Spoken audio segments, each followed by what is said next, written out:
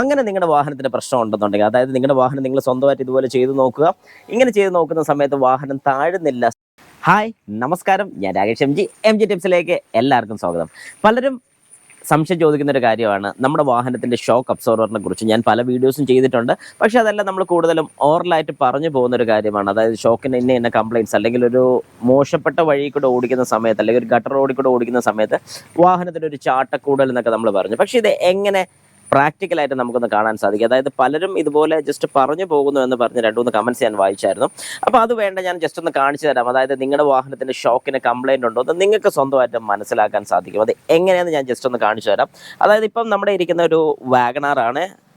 ഈ ഒരു വാഗണാറിൻ്റെ ഷോക്ക് എങ്ങനെ നമുക്കൊന്ന് ചെക്ക് ചെയ്യാമെന്ന് ഞാൻ ജസ്റ്റ് എല്ലാവർക്കും ഒന്ന് കാണിച്ചു തരാം.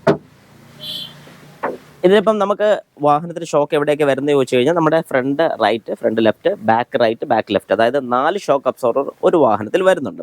അപ്പോൾ ആദ്യം തന്നെ എന്താണ് ഷോക്ക്? ഈ ഷോക്ക് അബ്സോർവർ എന്ന് പറയുന്നത് തന്നെയാണോ സ്പ്രിംഗ് എന്ന് ചോദിച്ചു കഴിഞ്ഞാൽ അല്ല. സ്പ്രിങ് വേറെ, ഷോക്ക് അബ്സോർവർ വേറെ. ഇപ്പം നമുക്ക് ഈ വാഹനത്തിൽ വരുന്നത് ഫ്രണ്ട് വരുന്നതിനകത്ത് ഷോക്ക് അബ്സോർവർ വിത്ത് സ്പ്രിങ് ആണ് വരുന്നത്. മാക് പേഴ്സൺ സ്ട്രട്ട് എന്നാണ് അതിനെ പറയുന്നത്. ഓക്കെ, അത് എന്തെങ്കിലും ആവട്ടെ. സ്ട്രട്ട് എന്ന് ഉദ്ദേശിക്കുന്നതാണ് ഈ ഷോക്ക് അബ്സോർവർ എന്ന് പറയുന്നത്. അപ്പോൾ ഈ ഷോക്ക് അബ്സോർവറിന് കംപ്ലയിൻ്റ് ഉണ്ടോ എന്നുള്ളത് ഞാൻ മിക്ക ഷോക്കിൻ്റെ വീഡിയോസിലും പറയുന്നതാണ്. നമ്മൾ മോശപ്പെട്ട വഴി പോകുന്ന സമയത്ത് വാഹനത്തിൻ്റെ ഒരു ചാട്ടക്കൂടൽ ഫീൽ ചെയ്യും. അതായത് ഗട്ടർ ചാടുന്ന സമയത്ത് ആ ഗട്ടറിൻ്റെ ഒരു ഇമ്പാക്റ്റ് എടുക്കേണ്ടത് ഈ ഷോക്കാണ്. എന്നാൽ ഈ ഷോക്ക് ആ ഇമ്പാക്റ്റ് എടുക്കുന്നില്ലെന്നുണ്ടെങ്കിൽ അത് ഫുള്ള് വാഹനത്തിലോട്ട് കയറുകയാണ്. അതായത് ഈ ഒരു ടയർ വഴി, അതായത് നമ്മൾ ഈ കാണുന്ന ഈ ഒരു ടയർ വഴി നേരെ ആ ഒരു ആക്ഷൻ ഈ ഷോക്കിലോട്ട് വരുന്ന സമയത്ത് ഇത് കംപ്രസ് ആകുകയാണ് ചെയ്യുന്നത്. അങ്ങനെ കംപ്രസ് ആയില്ലെന്നുണ്ടെങ്കിൽ ഈ ഒരു ആക്ഷൻ നേരെ ബോഡിയിൽ വരും. ബോഡിയിൽ നേരെ നമ്മുടെ വാഹനത്തിനകത്ത് ഇരിക്കുന്ന വ്യക്തിക്കാണ് ഇത് കിട്ടുന്നത്. അത് കറക്റ്റ് അറിയണമെന്നുണ്ടെങ്കിൽ ഒരു സൈഡ് പൊക്കി വെച്ചും, ഒന്നെങ്കിൽ ഹുഡ് പൊക്കി വയ്ക്കുക, അതാണ് ഏറ്റവും നല്ലൊരു ഓപ്ഷൻ. ഇങ്ങനെ പ്രസ് ചെയ്തിട്ടൊന്ന് താക്കാൻ വേണ്ടി പോവാണ്. കണ്ടോ, ഇപ്പം ഇങ്ങനെ ഞാൻ താക്കുന്ന സമയത്ത് എന്താ സംഭവിച്ചതെന്ന് നിങ്ങൾക്ക് മനസ്സിലായോ എന്ന് എനിക്കറിയത്തില്ല. അതായത് ഒരു തവണ പ്രസ്സായി കഴിയുമ്പോഴത്തേക്കും താന്നിട്ട് പൊങ്ങി നിൽക്കുന്നു. ഇതാടുന്നില്ല, അതായത് ചുമ്മാ ചാടുന്നില്ല. ഒന്നുകൂടെ ശ്രദ്ധിച്ചോണം. ഒന്ന് പ്രസ് ചെയ്ത് വിട്ട് കഴിഞ്ഞാൽ അന്നേരം അത് സ്റ്റഡിയായി നിൽക്കുന്നുണ്ട്, അതായത് മേളിലോട്ട് വന്ന് സ്റ്റഡിയായി നിൽക്കുന്നുണ്ട്.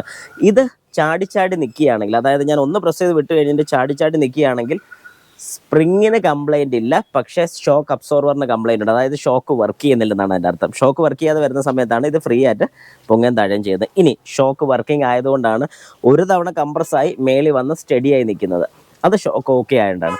ഈ ഷോക്കിന് തന്നെ വേറൊരു പ്രശ്നമുണ്ട്. ഈ ഷോക്ക് അബ്സോർവറിന് വേറൊരു കുഴപ്പമെന്ന് പറഞ്ഞു കഴിഞ്ഞാൽ, ഈ ഷോക്ക് ഹാർഡായി പോയിട്ടുണ്ടെങ്കിൽ, അതായത് ഇതിനകത്തൊരു വാൽവ് വരുന്നുണ്ട്, ആ വാൽവ് വർക്ക് ചെയ്യുന്നില്ലെന്നുണ്ടെങ്കിൽ ഇതിനകത്ത് ഈ പറഞ്ഞ പോലെ അപ്പ് ആൻഡ് ഡൗൺ മോഷൻ നടക്കത്തില്ല. ഇത് സ്റ്റഡി ആയിട്ട് നിൽക്കും, സ്പ്രിങ്ങും കംപ്രസ് ആകത്തില്ല. അങ്ങനെ സ്പ്രിങ് കംപ്രസ് ആകാതെ വന്നു കഴിഞ്ഞാൽ ഞാൻ എത്ര ഫോഴ്സ് കൊടുത്തെന്ന് പറഞ്ഞാലും ഇതുപോലെ പ്രസ് ആകത്തില്ല, ഹാർഡായിട്ട് നിൽക്കും.